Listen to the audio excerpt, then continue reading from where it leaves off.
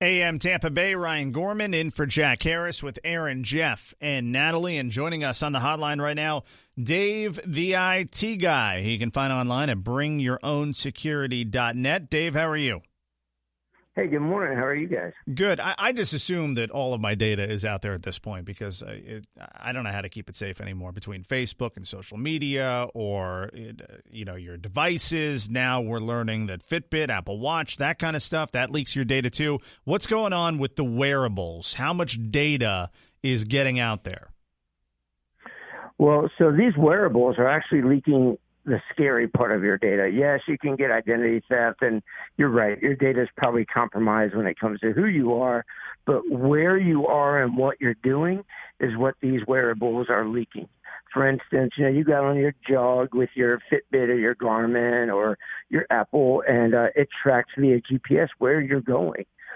Now, most of these devices are leaking. The Apple's a little bit more secure, but again, depending on what other apps, sometimes you can share the amount, how much you run in a day. You can share with another app so you can earn points.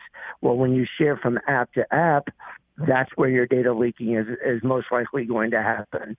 If you happen to be in a crowded space, a big city, coffee shops, et cetera, on a very consistent basis, the Bluetooth connectivity and the wireless connectivity can be compromised as well. So when you're sitting in a coffee shop after your jog and you're drinking the calories that you just ran off, somebody could be sitting in that coffee shop collecting as your Fitbit or your Apple or whatever is uploading the data to the internet. Someone could be sitting there capturing that data in real time as well. So a good chunk of that is being leaked.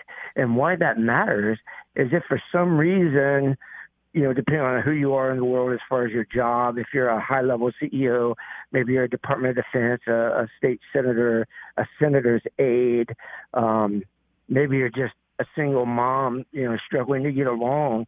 If somebody's trying to track you or stalk you for some reason, right, this information is easily able to be obtained and to figure out where you go on a regular basis, what time of day, what day of the week, et cetera. So a lot of where you go and what you do is what can be compromised by these devices. Oh, my God. I hope nobody's checking out where I go and what I do. It's going to be so pathetic. They're going to feel bad for me. They're going to be like, you go to work and you sit on your couch at home. He's dead. He hasn't moved. What a sad life that guy lives. Is there evidence that they're selling, that this information is being sold? There is. Many organizations, whether there be magazines in the tech world or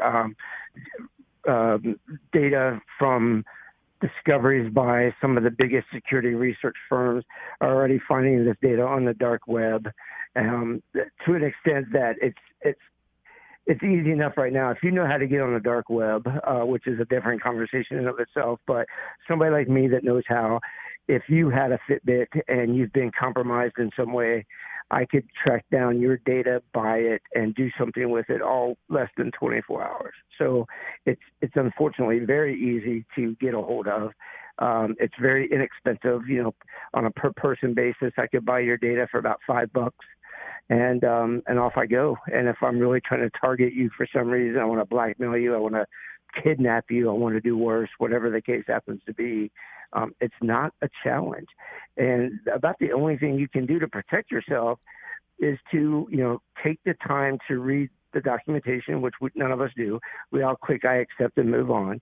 But read what the data is being used for, where it's going, and take the time to opt out. Don't let these providers send that data off to those third parties, and make sure your smart device is locked down to the best of its abilities. I mean, you just have to take the time. You can't just turn it on and use it. The big thing is when you go to location services to make sure you're only allowing that for certain apps when you're using those apps, correct?